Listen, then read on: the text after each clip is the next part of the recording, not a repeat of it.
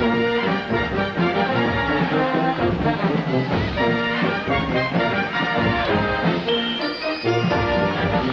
little celebration is brought to you by the people who've helped so many other people understand and enjoy cellular phones.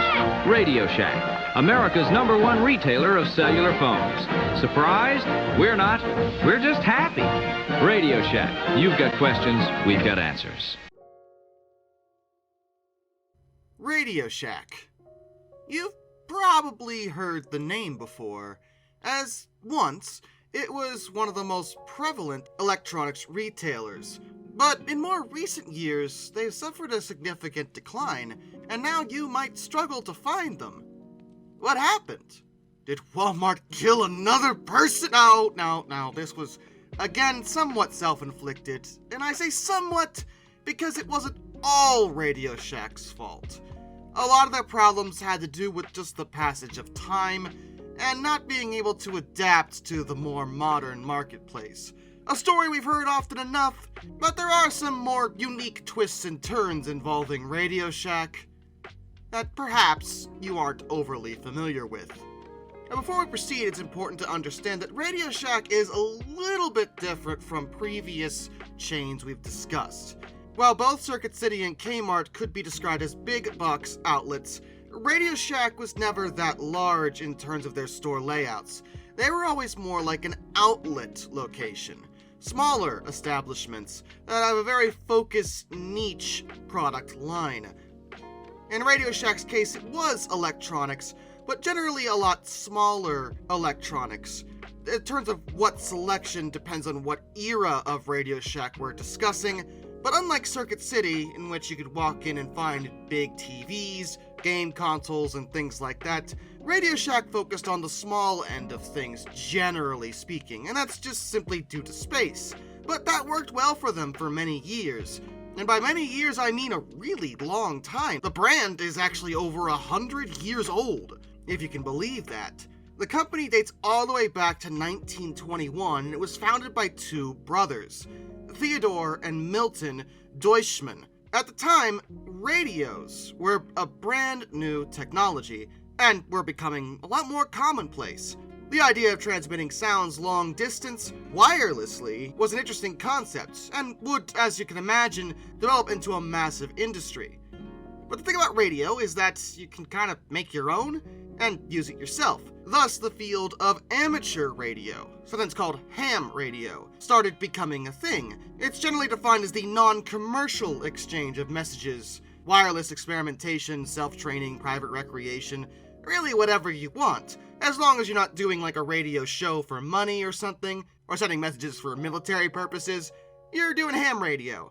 The brothers felt that this could be a lucrative market, selling radio parts to just regular old people. Even if they weren't necessarily doing it for ham radio, they might actually want to do it to fix their regular radios so they could listen to their favorite shows. Because remember, this was before TV. Radio would become the dominant form of home entertainment for several decades, before we worked out how to send actual pictures long distances, and television took over. The brothers initially started with a single store for retail purposes, as well as a mail order operation in downtown Boston at 46 Brattle Street. The name RadioShack was actually in use prior to the company. That term is also used to refer to a small wooden structure that housed a ship's radio equipment, or really any radio equipment. Since they were focused on radios, naming the store that seemed like it made a lot of sense. The brothers did not come up with it on their own. That was suggested by an employee of theirs named Bill Halligan, who would go on to form his own company called Hallicrafters, which also worked on radio equipment. Even today, ham radio operators tend to use the term RadioShack to describe where they have their radio equipment, not necessarily the store. Either way, it was a really good name, because it kind of denoted what they were selling. Radio. It's right there. And even in later years to today, radio is still associated with electronics, so once they started branching out and selling other things, people still knew what they were all about, right there in the name. It was good for branding. They would see some slow growth over the following decades, and would issue their first ever catalog in 1939, when they started pushing into the high-fidelity music market. High fidelity is high quality reproduction of sound, closer to what we would expect out of our sound quality today. But back then it was new, and they would continue to see growth. In 1954, they began selling their own private label products under the brand name Realist, though they had to change that. See, turns out there was a brand of stereo cameras called Stereo Realist, and the makers of that did not appreciate them using the term realist. As such, they opted to change the brand name to Realistic, not Realist, which, whatever. And even in the early days, there were still some jokes about RadioShack. See, some customers referred to them as Nagasaki hardware.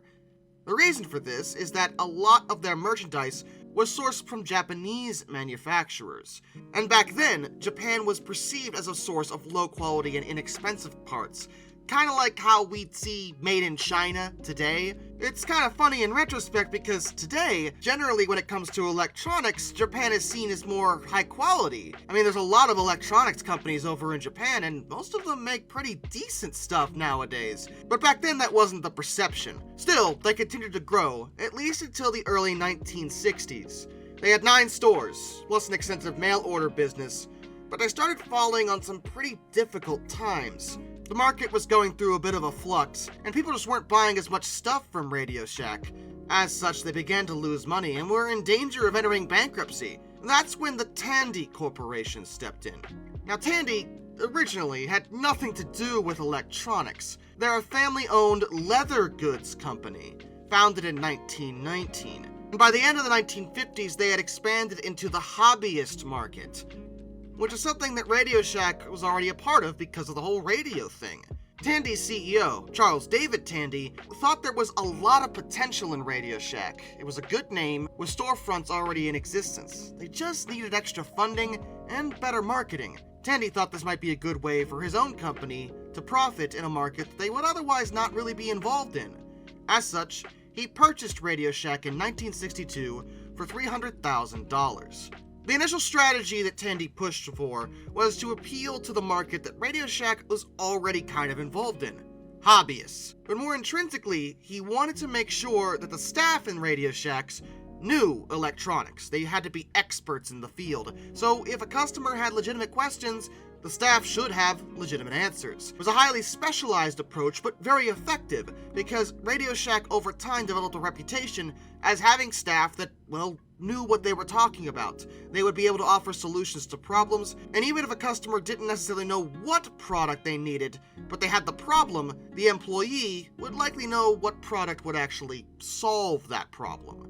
Tandy shut down the mail order side of things, as that had grown to be unprofitable, and eliminated a lot of the top management positions, since they had been ineffective. However, they kept a lot of the bottom-tier personnel, the salespeople, the merchandisers, the advertisers, the people who knew the products inside and out, the expert, the ones doing the good work. Tandy kept. They also began to remove unprofitable merchandise options from the locations. Originally, their product line was extensive, numbering in the tens of thousands, but they cut it down to just 2,500 because Tandy was looking to identify the 20% that represented 80% of the sales. Basically, they only wanted to carry the stuff that people were actually buying. Why carry something if it wasn't selling? You would never make any money off of it. It was stupid. This is also when RadioShack began to shrink down the size of their stores. The old stores were pretty large, not big box size, but a bit more of a classic shop kind of deal. But Tandy shrunk them down to the little hole-in-the-wall type of outlet style that we're more familiar with. And they tended to rent a lot of locations, not buy them. These were a lot easier for them to close down and reopen in different spots if a particular location didn't work out. While the mail order business had been unprofitable, it did give Tandy valuable customer data. Namely, the shipping information. They knew where people were that were actually buying from RadioShack.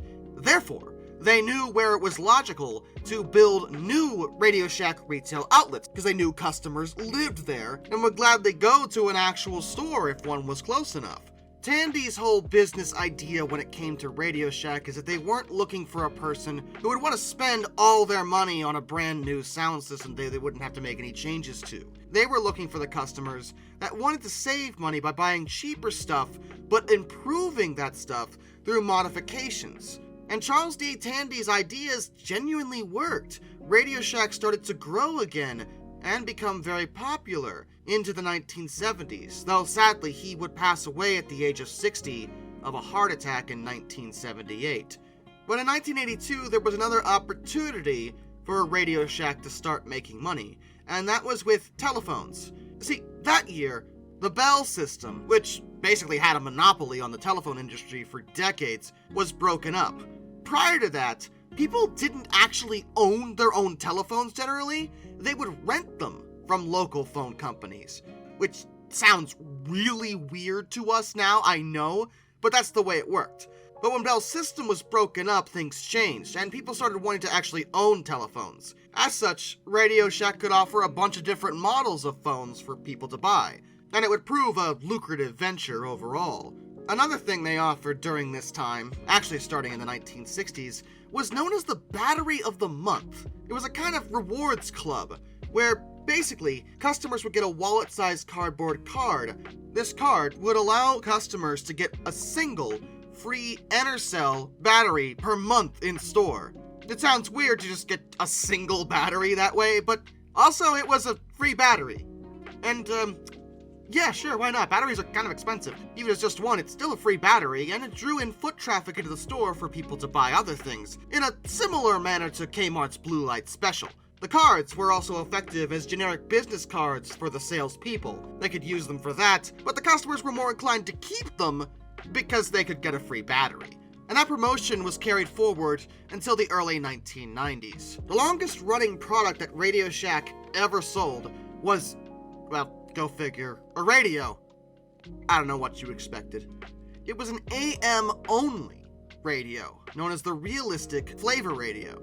And they sold 3 different designs of that from 1972 to the year 2000. It was originally produced in 5 colors, and that was part of the appeal. They were, very bright and vibrant colors, named after food: vanilla, chocolate, strawberry, avocado, and plum.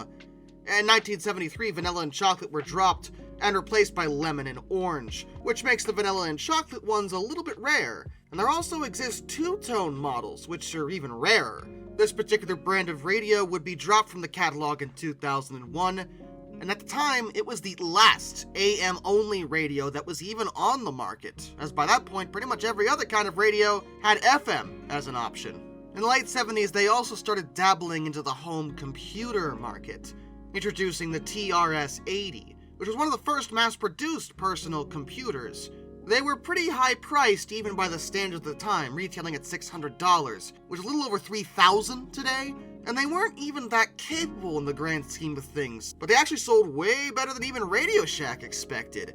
They followed it up with the TRS-80 color computer, which was designed to attach to a television, which was not an unusual design element back then.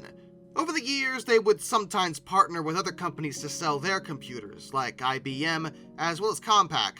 But overall, for a long time, it was a lucrative business venture, as computers were getting very popular, and RadioShack was electronics. Computers are electronics.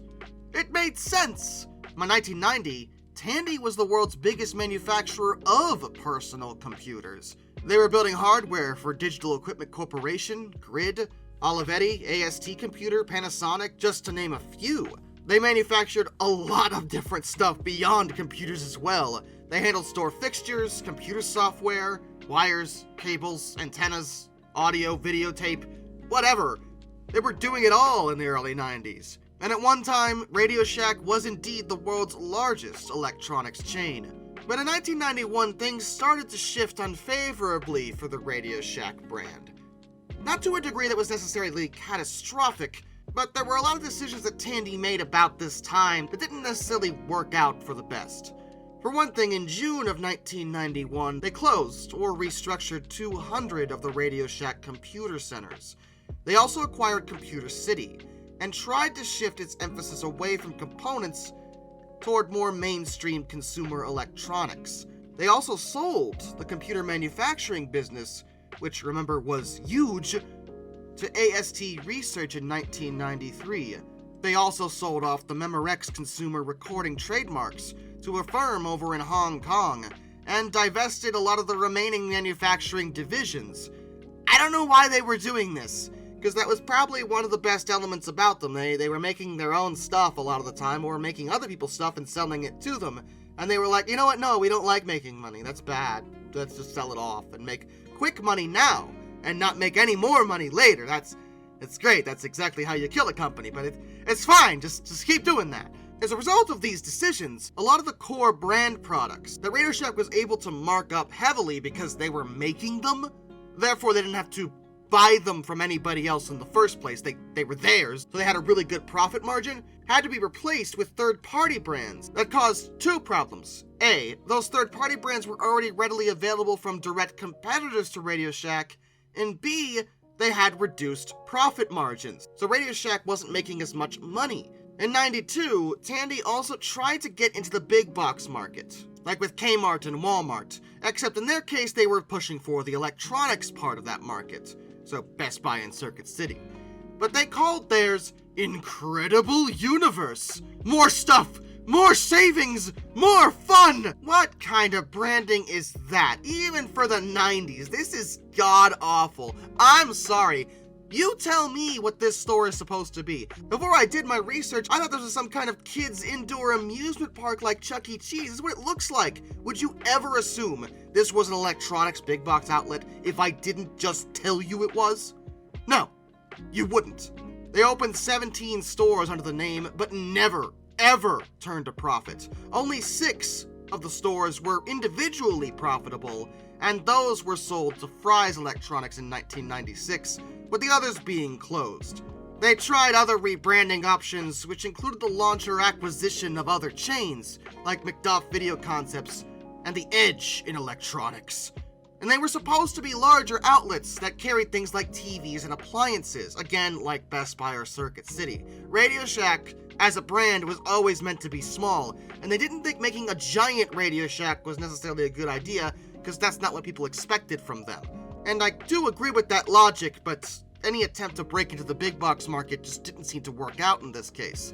Tandy closed down the McDuff stores at the same time they sold off Incredible Universe. But RadioShack was still doing okay. They weren't doing as well as they once had, but they were still doing alright. So they continued adding new RadioShack stores in places, but this started kind of shooting themselves in the foot. Because one of the big problems RadioShack started having is that they had a very high level of store concentration. You don't want 2 stores of the same kind, like, right next to each other if you own them both, because they're gonna by default bleed each other. You can wind up in a situation where you're paying too much for overhead, and neither store is turning a profit, where if it was just one, the overhead would be lower, and you would be making money. RadioShack had this problem a lot, because they kept opening so many different locations, and not closing the ones that weren't working out fast enough. Another thing that started changing to the late 90s was the existence of the internet. You'd think a place like RadioShack would jump right on any kind of new technology, but like a lot of places, they dragged their feet in this department. While the kind of parts that RadioShack was known to sell started to become available from retailers online, they themselves would not have a storefront online until the early 2000s, and even when they did do it, their selection was exceedingly limited online when compared to a brick-and-mortar store. As such, no one would buy from RadioShack online when compared to their competitors, because why would they? Their competitors just had more available. But they didn't make all bad decisions during the 90s. In '94, they introduced a new service called the Repair Shop at RadioShack, which was designed specifically to provide inexpensive, out-of-warranty repairs for a bunch of different brands of electronic equipment. This was very appealing to customers. A lot of them didn't necessarily know how to fix some of their old electronics, but the RadioShack experts could. And the thing about RadioShack was they had a lot of extra parts that they had no hope of selling. Over 1 million, sitting around in warehouses. Instead of scrapping them or throwing them out, they decided to leverage them for their new repair business, as sometimes customers would be more willing to spend money on a part if they actually knew it could fix something that was broken. Many people just didn't know what they needed to fix their old electronics. But the RadioShack repairmen did, and they could use parts that the company already owned to provide a relatively cheap repair job. The consumer was happy, and RadioShack made some money off of a part they wouldn't otherwise be able to sell. They also changed their slogan and slightly modified their name. They called themselves America's Technology Store originally, but by the 90s that sounded lame and boring. So they changed it to the one most of you probably actually remember, which is, you've got questions, we've got answers. It wasn't a bad slogan, I'm not gonna lie. You remember it, I remember it, so hey, it worked somewhat. And they changed their logo from RadioShack to RadioShack. Okay, it's still pronounced RadioShack. They just removed the space. And in '96, they were able to successfully petition the U.S. Federal Communications Commission, or FCC, to allocate special frequencies for the family radio service. You know those short-range walkie-talkies that you probably used? Those frequencies are only allocated for use there because of RadioShack, which was both a really good thing for the general public, and it let them sell short-range walkie-talkies, which turned out to be very popular. It was a good deal. During the middle of the 90s, RadioShack was trying to push into more mainstream consumer markets. They didn't want to necessarily just be a parts dealer anymore. They wanted to sell more pre-built, general merch kind of stuff, like big box stores did, but RadioShack didn't have as much space as them. They had to pick and choose the products they had carefully. And this is as they started pushing wireless phones. Now, that's great and all, but A, this removed a lot of their parts inventory because they needed space for the phones, and for two, this put them in direct competition against big box vendors like Best Buy, and even Walmart had wireless phones available. That was dangerous territory for them to get into, because remember, they are not a big box store. They are an outlet, at best. Don't poke the bear, guys. And in May of 2000, the company actually dropped the Tandy name altogether, because the RadioShack division was pretty much the only one that anyone knew anymore. So they changed it to the RadioShack Corporation. Tandy's original leather operation were sold to the leather factory on November 30th, 2000. Which, honestly, in retrospect, was probably a mistake because that business remains profitable even now. Why are you selling things that are making you money? What is wrong with you? The only thing I can imagine is that the people in charge wanted quick money and didn't want to wait for it, which is such a rookie mistake in business. Never do that. Whenever you're running a company, and follow me on this, you want to consider the future, far in the future. You want the company to exist 10, 20, 30 years down the road, because in that span of time, if you are profitable every single year, you're going to make way more money in the long run than the immediate sale you're doing now. But no, just sell off the profitable business, make some quick money, and run for the hills. Yeah, okay, great. Real talk for a second, if you do that, you're a bad CEO. I'm just saying. And because they had thrown away their manufacturing facilities in the early 90s, the vast majority of their in-house brands were gone. They tried to revive a few of them in the early 2000s, but that was met with mixed success because by that point a lot of people didn't even recognize the brands, and they weren't at the quality they once were. Online competition was also ramping up. As you can imagine, by the early 2000s, the internet was getting faster and a more common usage, and a lot of people were shopping online. RadioShack started feeling the squeeze in that regard. And the money they were making wasn't really invested wisely in some cases. RadioShack was admittedly one of many backers of what was known as the QCat barcode reader. They themselves invested $35 million into the concept. Now what the heck is a QCat? Is that a barcode scanner that looks like a cat? Well, yes, but it had a very special purpose. They were given away free to internet users in the year 2000, and the point was that you could scan a unique barcode and it would cause the computer to go to a web page purely based off the barcode without actually having to type in a URL. And I'm sure most of you are thinking to yourself, wait, you mean a QR code? And no, but same idea actually. And on paper, it sounded great, but it was before its time. The reason QR codes even work and are utilized is because smartphones exist, and you can just scan them with your phone camera. The QCat required itself to be plugged into a computer, and the implication is that you were reading a newspaper while you were on the internet? Which, what? You see the problem here?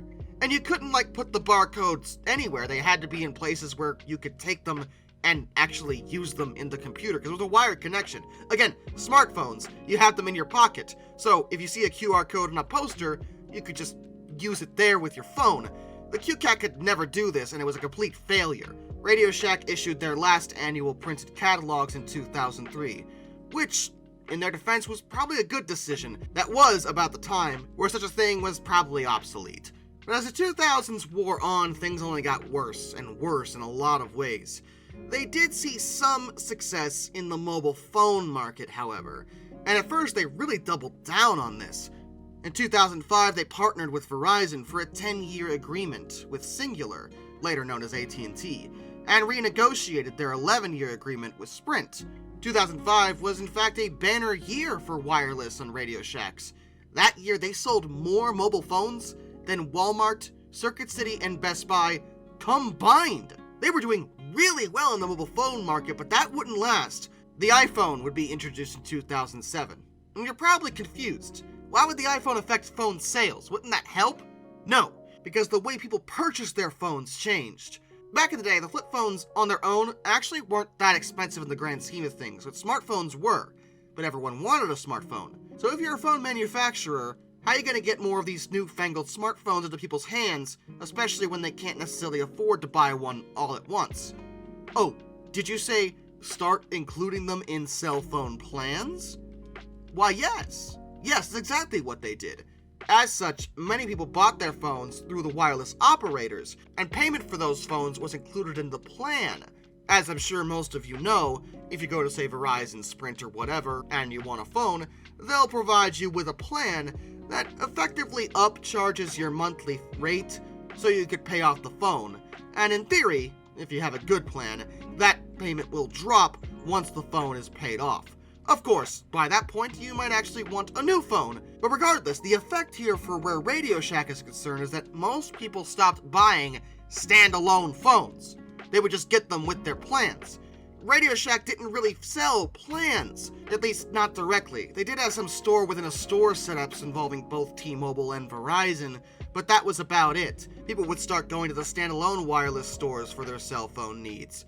In mid-December of 2008, the company started experimenting with other brands to see if that was the problem. It wasn't the problem. Your branding was never the problem. The RadioShack name is a good name. That's not the issue. The issue is what you are selling. Anyway, they opened 3 concept stores under a new name called Point Mobile, which was to sell wireless phones, as well as the services, netbooks, iPods, and GPS navigation devices. If that sounds like the kind of stuff they would sell in a regular RadioShack, it's because it was. The plan was, if it was successful, they would start converting RadioShacks to Point Mobiles in certain markets where RadioShack wasn't doing so well. The test wasn't successful. Point Mobile was not profitable, and the whole thing was abandoned in March of 2011. Oh, yeah, by the way, in August of 2009, and you're gonna love this, because I know I do, RadioShack tried to rebrand itself. Do you know what they started calling themselves? Do you want to know? They called themselves The Shack. Thanks, I hate it. This is just like when Circuit City started calling themselves The City. What does The Shack even mean? The word radio was very descriptive as to what you sell, which is consumer electronics, just like Circuit City was. You dropped the one part of your name that told everybody what you were selling, and what? The Shack? You know, the word shack on its own is actually kind of a bad name. Like, it denotes a shack, a dingy, sloppily put together wooden structure, which admittedly is not a bad description in terms of your company's overall situation, but you don't want to tell the consumer that. Technically speaking, the rebranding did cause an increase in sales of mobile products, but their other product lines took a significant hit, because, well, do you even sell radio stuff anymore? I mean, yeah, they did. They sold the same stuff they always did, but you weren't telling people that. And ham radio operators didn't want to go to a place called The Shack. Why did both Circuit City and RadioShack do the same thing? I don't know. To me, this is just like Walmart changing their name to just The Mart, or Kmart changing their name to just, well, the Mart again. You see the problem here? And believe me, RadioShack staff were not happy about any of this. People that had worked for the company for a long time saw a significant slow decline in their overall morale, as well as happiness with their jobs in general. They had started working at RadioShack because they wanted to sell radio parts and electronic parts. It was fun. It's where they were experienced.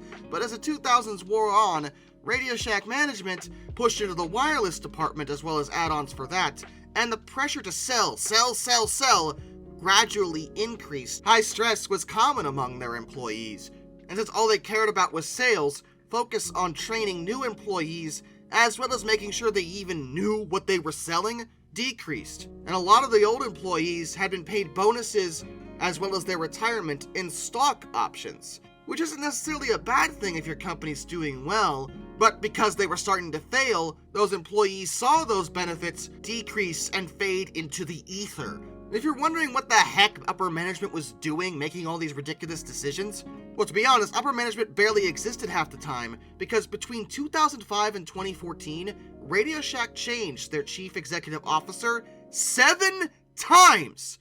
And I want you to just think about this for a second. You're working at a place. It could be anywhere. I don't care what it is. It doesn't really matter. You're working there, and your boss changes. Now, isn't that annoying?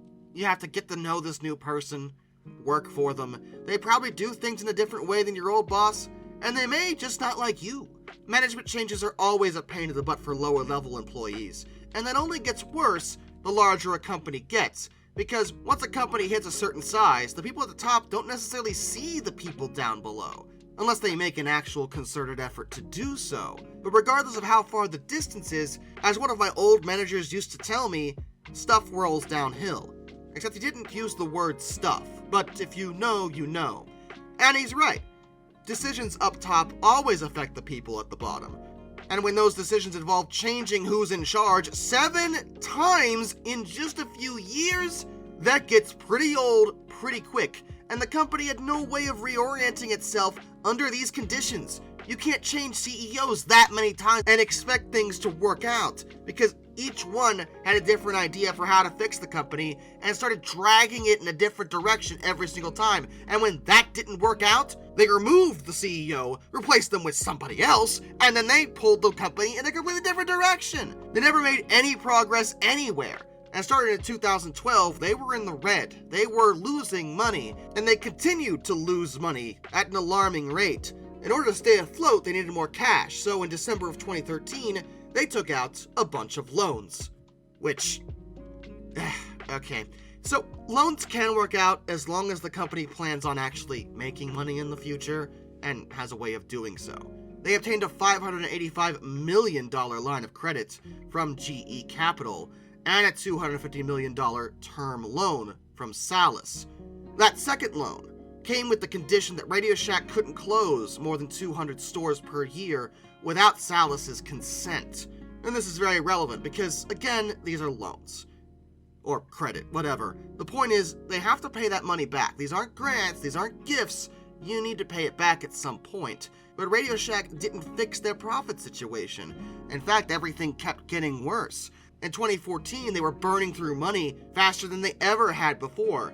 And as a direct result, they tried to close down a quarter of their stores because they weren't profitable. But Salus didn't want them to do that, and they literally weren't allowed to based on the loan terms. Salus didn't think that RadioShack's future prospects, as well as their business plans, would actually succeed, and that decision accelerated their descent into bankruptcy, especially after a disastrous 2014 to 2015 holiday season, which, as I mentioned with Kmart, is the one time of year where even a failing company will generally actually make money because everyone's spending money for gifts. RadioShack barely made any money that holiday season. It was kind of embarrassing. It's hard to imagine what they would have expected because they had no experienced staff left. A lot of them had left, and the new people didn't know what they were doing. The exodus started all the way back in 2004 when they introduced what was known as Fix 1500, which was an initiative to correct inventory and profitability issues company-wide. The program put the 1,500 lowest-graded store managers on notice that they would need to improve. They were graded not on a tangible score and personal data, but just using one-on-one interviews with the district management, which is really not a fair grading system at all. It's just, does the district management like you? No? You suck. Like, that's how that works. It's not actually looking at data from the stores. The managers were given a 90-day period to improve, and a total of 1,734 managers were reassigned as sales associates or terminated over a 6-month period. It was about that time that they canceled the employee stock purchase plan, so that was no longer an option for them. Also, they wouldn't have wanted it anyway because it was doing nothing but going down. By the first quarter of 2005, the metrics of skill assessment used during Fix 1500 had already been thrown out the window, and the corporate officer who created the program had actually resigned. It didn't help. And in 2004, they also suffered a class action lawsuit from more than 3,300 current and former managers of their stores, who claimed that the company had required them to work long hours without any kind of overtime compensation. The company, in another way of making themselves look even worse, tried to suppress this, launching a successful strategic lawsuit against public participation, directed against Bradley D. Jones, who was the webmaster of a site known as RadioShackSucks.com. He wasn't just any random person either. He had been a RadioShack dealer for 17 years, so he knew the kind of stuff they'd been pulling. All this nonsense culminated in 2015, when on January 15th, it was reported by the Wall Street Journal that RadioShack had delayed rent payments to some of their commercial landlords. On February 2nd, 2015, they were delisted from the New York Stock Exchange after their average market capitalization remained below $50 million for longer than 30 consecutive days. Just the following day, February 3rd, RadioShack would default on their loan from Salus Capital. After these reports came out, some of the employees were instructed to reduce prices, as well as transfer inventory out of their locations designated for closing to those that would actually remain open, while a lot of other stores remained in the dark as to their future. A lot of the locations already closed down without any kind of warning on Sunday, February 1st, which was the first day of their fiscal year. Employees of those locations were only given a few hours of notice. Though, to be fair, a lot of them had only stayed open with skeleton crews, very small amounts of inventory, and reduced hours to satisfy Salus Capital, who, remember, hadn't let them close down these places that they would have otherwise. On February 5th, RadioShack finally announced that they had filed for Chapter 11 bankruptcy protection. The bankruptcy filing allowed them to end contractual restrictions that required them to keep a lot of those locations open, and they immediately published a list of 1,784 different stores that they intended to shut down. And they hoped to do this quite quickly. They wanted most of the stores closed by the end of February, which would avoid a $7 million rent payment owed in March. At first, RadioShack only gave customers until March 6th to return merchandise or redeem unused gift cards. But there was legal pushback on that from the attorneys general of several different states. RadioShack decided to be a bit more generous and agreed to reimburse customers for the value of unused gift cards indefinitely, as long as they were in an actual RadioShack. And alarmingly, though it's a story we've heard often enough, they were criticized during this time for putting the personal data of many of their customers, 67 million of them, up for sale as part of their assets. This was in the face of their long-standing promise to customers that that data would not be sold for any reason at any time. The FTC and the attorneys general of 38 different states fought against that proposal, but it was ultimately approved, however at a greatly reduced price, which, honestly, I don't think that's any better. It's arguably worse, because, you're still giving away people's data, but the person buying it is now having to pay less. No. The problem was selling the data in the first place. If you're gonna do it, at least make it really expensive, I guess maybe their logic was they didn't want RadioShack making a lot of money off of this sale, but on the flip side, whoever bought the data is getting a steal and can now use it for whatever they want. On March 31st, 2015, the bankruptcy court approved a $160 million offer by the Standard General affiliate, General Wireless Operations Incorporated, to gain ownership of 1,743 RadioShack locations. As part of this arrangement, the company entered into a partnership with Sprint and established store-within-a-store areas devoted to selling its brands. And man, do I just hate the store-within-a-store thing. How many times have I talked about this already on these videos? I feel like store-within-a-store, unless it's food, like the Starbucks and Target or something, just doesn't really work out long term. Maybe in some cases, but a lot of these seem to be done out of desperation more than anything.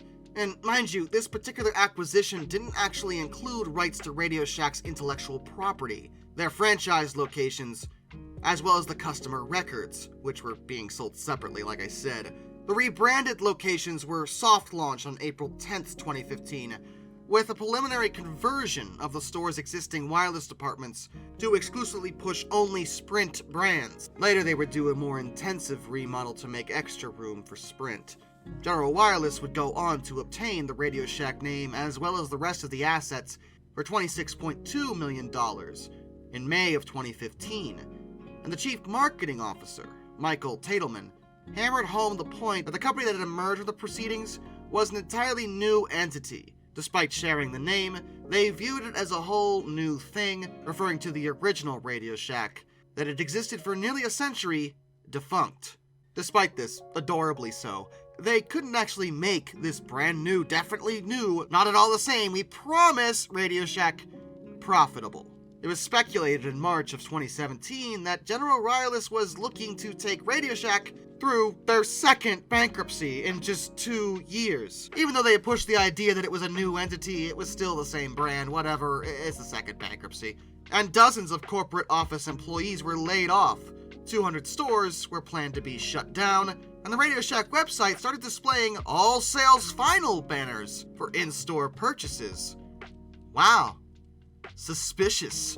The second Chapter 11 bankruptcy filing happened on March 8th, 2017. Of the then 1,300 remaining stores, a few hundred were converted into just Sprint locations, not being RadioShack in any way. And even though they had declared Chapter 11 bankruptcy, and not Chapter 7 liquidation, they proceeded to engage in liquidation. That's what it was.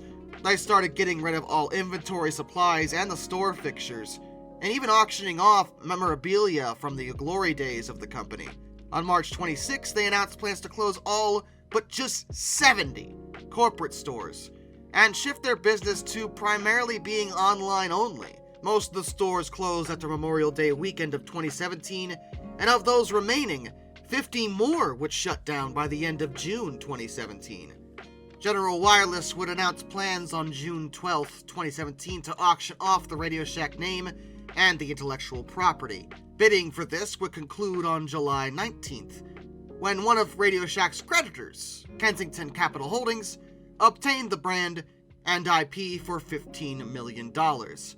Also, Kensington was the only bidder. No one else wanted them.